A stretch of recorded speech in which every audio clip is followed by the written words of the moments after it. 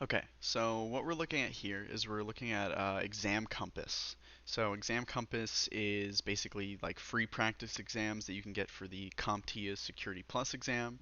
Right now they just have the 501 version on there. They don't have the new updated 601 version, but resources are pretty scarce for that anyway, so I wouldn't expect them to have the 601 version yet. So don't worry about that. I'm just gonna take this one for now. Um, what I'm going to do is I'm just going to do the malware quiz because that's what I've been studying right now. So I'm not actually going to jump into just like a normal practice quiz. I just started going through this material. So I'm just going to go through this right now. We can check it out. I'll talk you through it, see what I'm thinking, and some of this stuff I don't have the information for yet, but we'll work through that as we go. Um, and I'll kind of show you the study process. So I've heard this isn't like the best resource. I use like Professor Messer and Gibson's book. I believe it's Gibson. I'll have to double check that.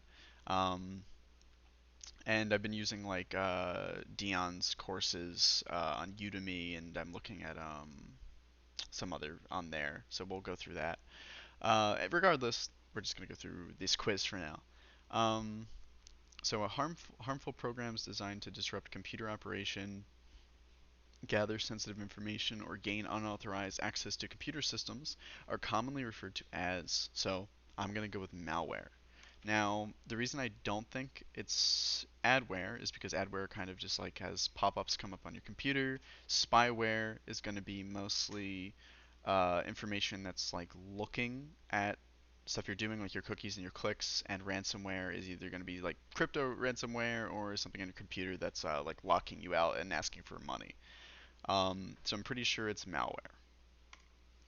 So you want to kind of like eliminate each of the options and know why the answer is right, not just kind of like guessing. So which of the following answers refers to an undocumented and often legitimate way of getting access to a program, online service, or entire computer system? Okay, so and often legitimate is kind of the key words here. I'm going to say backdoor because backdoor is usually what developers leave kind of in their software. When they're coding something, they might want to have an easy way to get into it. Maybe it's like an online service, as they say. So backdoor is kind of like a quick way for them to log into the system and get like escalated privilege. Rootkits, they can get escalated privilege, but not legitimate. Um, and it's not really like it is undocumented, I guess, because like rootkits aren't really documented, but it's the same deal. Logic bomb's just wrong because a logic bomb is basically like a malicious piece of code that has like a timer and goes off at a certain time. And then Trojan Horse, same thing. It's just it's a type of malware, so I'm pretty sure it's backdoor. I could be wrong about some of these, so we'll go back and review them at the end. Malicious code activated by a specific event is called logic bomb. So this logic bomb is usually going to be either like a time, like somebody's like a user of the company is maybe mad about something, and they leave a logic bomb behind to maybe like explode after a couple days that they're gone, or maybe somebody triggers something like logging into a certain part of the system, logic bomb goes off, and that's some type of malware or malicious code that does something. I have no idea what a dropper is. I don't know what a retrovirus is, and backdoor we already went over. So pretty sure logic bomb's the right option there. Which type of Trojan enables unauthorized remote access to a compromised system? Um, remote access. So that's a rat. Rat is remote access Trojan. I'm not sure what a PCAP is. So it's something as a service. I don't know what the M stands for. And I don't know what PF sense is either. All right. Which of the terms listed below applies to a collection of intermediary compromise systems that are used as a platform for DDoS attacks? Okay, let me read that again. Which of the terms listed below applies to a collection of intermediary compromise systems? Okay, botnet. I'm just thinking botnet and look down botnet. Okay, so honeypot is usually something that is set up for, it's set up by a corporation or it's set up by like a security personnel or something like that. So when the hacker comes in, they think that the honeypot is the network or the server that they're looking for, and it's not. It's a dummy server that's meant to like capture information about the hacker. That's why they call it a honeypot, because you get stuck in the honey, more or less. I don't know what a quarantine network is. I'm assuming quarantining some part of the network, but it doesn't seem like that. And malware we already went over. It's just like malicious code. So Botnet is going to be a number of computers, which they call like zombies, that are taken over, and then they can send all of those to do a dynamic denial of service attack.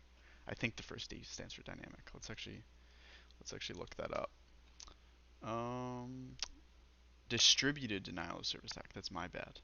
Um, it makes sense that it's distributed because it's like multiple across the network. All right, let's keep going. So, a malware infected network host under remote control of a hacker is commonly referred to as infected network host. Oh, so it's a bot. So, a single bot is one bot out of the botnet. They're also called zombies, as I went over before.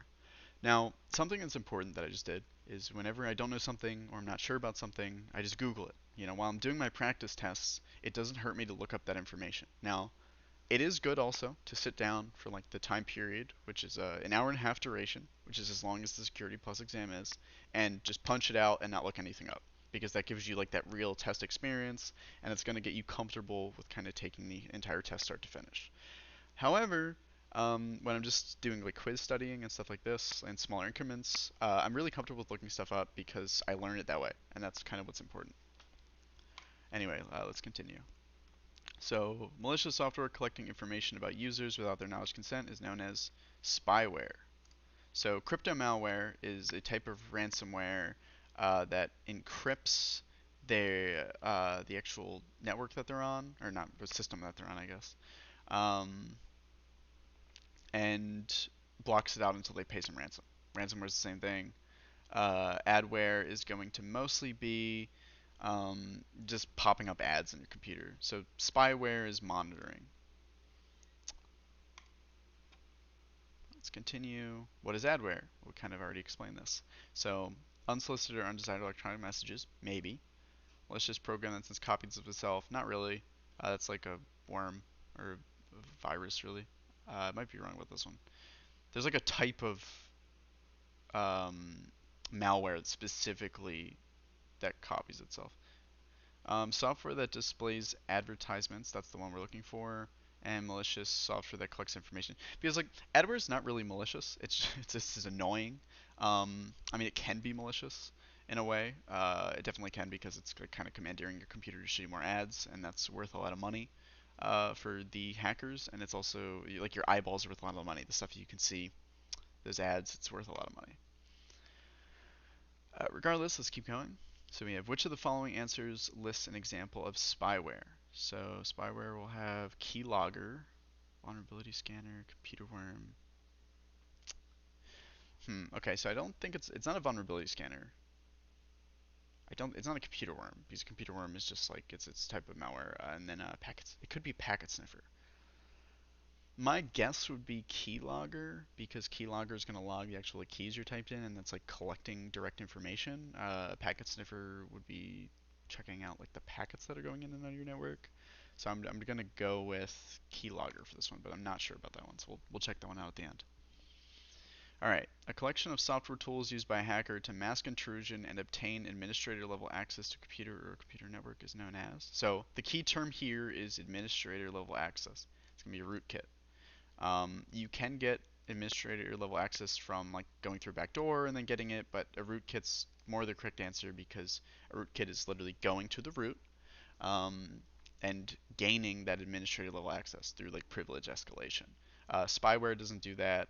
Trojan doesn't really do that. It can be part of that, like the first step into getting a rootkit on there, but it's not Trojan and definitely not a backdoor. So to continue, a type of software that performs unwanted and harmful actions in disguise of a legitimate and useful program is known as Trojan Horse. Okay. Yeah, I mean that's what a Trojan Horse is. This type of malware may act like a legitimate program and have all the expected functionalities, but apart from that, it will also contain a portion of malicious code. Yep, that's what Trojan Horse is. It goes off the principle of kind of like the Trojans in Troy, and the whole thing with the Trojan Horse actually going in and then disguised with like troops in it. It's the same deal. You have maybe like Adobe Photoshop.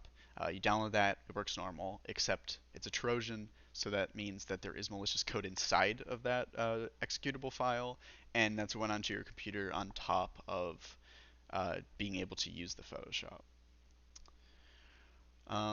Next, we have a standalone malicious computer program that typically propagates itself over a network to adversely affect system resources and network bandwidth. I'm going to say worm. It's not spam because spam's sort of like through email or something like that. It's not spyware. We already went through that one, and it doesn't seem to be a Trojan. All right. Next, we have malware that restricts access to a computer system by encrypting files or unlocking the entire system down until the user performs request actions known as ransomware. So, I don't even know what grayware is. I don't think that's real. Adware we already went through. Spyware we went through. Ransomware is the last one. So, ransomware is anything like you might log onto your computer and you see like, oh, you have to pay me 500 Bitcoin and then I'll unlock your system. The best advice that they give you is don't pay it because it's likely that regardless if you pay the ransom, you won't even get your money back, or you won't even get your information back. You're definitely not getting your money back. We have which of the terms listed below refers to an example of crypto malware? I want to say ransomware. Yeah, okay, so ransomware is a type of crypto malware, not the other way around. That's my bad. Not a rootkit. That's for like administrative level. Keylogger is to log the actual keystrokes, and then we already went through backdoor. All right. Which of the following statements apply to the definition of a computer virus? Okay, so this is the one I'm probably going to get wrong. A self-replicating computer program containing malicious segment could be. Requires its host application to run. Not always.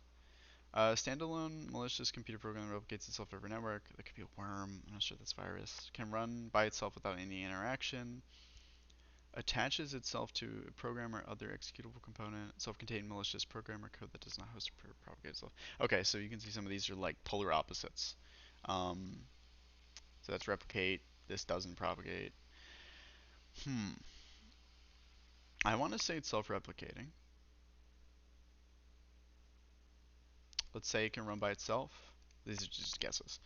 Attaches itself to an application. Could be. Let's finish. Let's see.